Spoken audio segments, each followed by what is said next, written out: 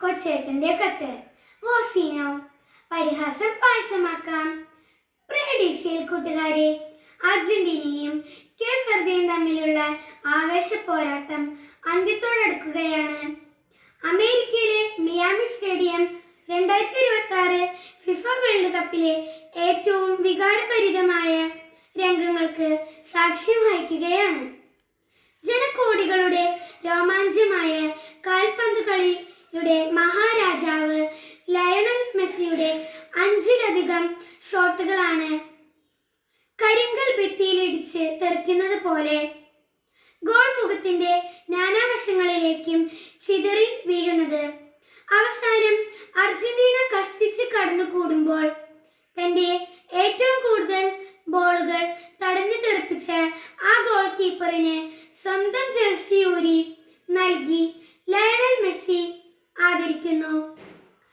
കുറ്റിത്താടിയും ചുളുങ്ങിയ മുഖവുമായി ഒരു മനുഷ്യൻ നിന്നു കരയുകയാണ്.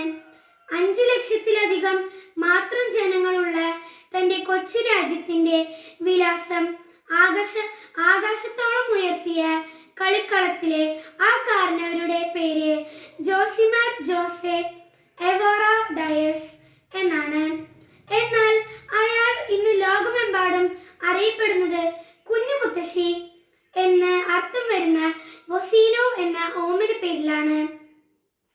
1986 ജൂൺ 3 കേപ്പ് വെർദെ രാജ്യത്തിലെ സാവോ വിസെന്റ് ദ്വീപിൽ അതിദരിദ്രനായി ജനിച്ച വോസിനോയാണിത്.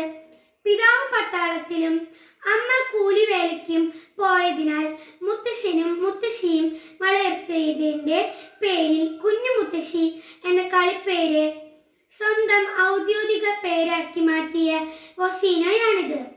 ഫുട്ബോൾ കളിയോടുള്ള അടങ്ങാത്ത അഭിനിവേശം മൂലം കളിക്കളം കിടപ്പടമാക്കിയെങ്കിലും ഉയരക്കുറവ് മൂലം പരിശീലകർ പരിഹസിച്ചിറക്കി വിട്ട വോസിനോയാണിത്. കാൽപന്ത് കളിയുടെ വൈഭവം പാദങ്ങളിൽ തുടുതുടുത്തപ്പോഴും ഉപജീവനത്തിനായി ബസ് ഡ്രൈവറായും ഇലക്ട്രീഷ്യനായും കൂലിപ്പണിയെടുത്ത വോസിനോയാണിത്.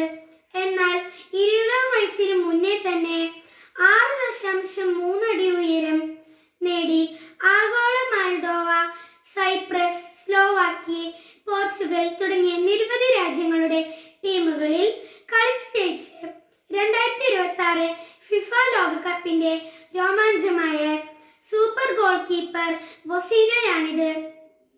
പ്രിയ കൂട്ടുകാരെ, വോസിനോ എന്ന കാൽപന്ത് കളിക്കാരൻ തന്റെ കൈകൾ കൊണ്ട് തട്ടിയെറിഞ്ഞത് മെസ്സി ഉൾപ്പെടെയുള്ള ലോകതാരങ്ങളുടെ ചാട്ടുളി പന്തുകളായിരുന്നോ?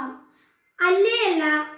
കളിക്കളത്തിൽ അയാൾ സാഗൂതം സശ്രദ്ധം ഗോൾ മുഖത്ത് മിഴിപൂട്ടാതെ നിന്ന് നാനാവശങ്ങളിലേക്കും പലരും വീശിയടിച്ച പന്തുകൾ കൃത്യമായി തട്ടിമാറ്റിയിട്ടുണ്ട്.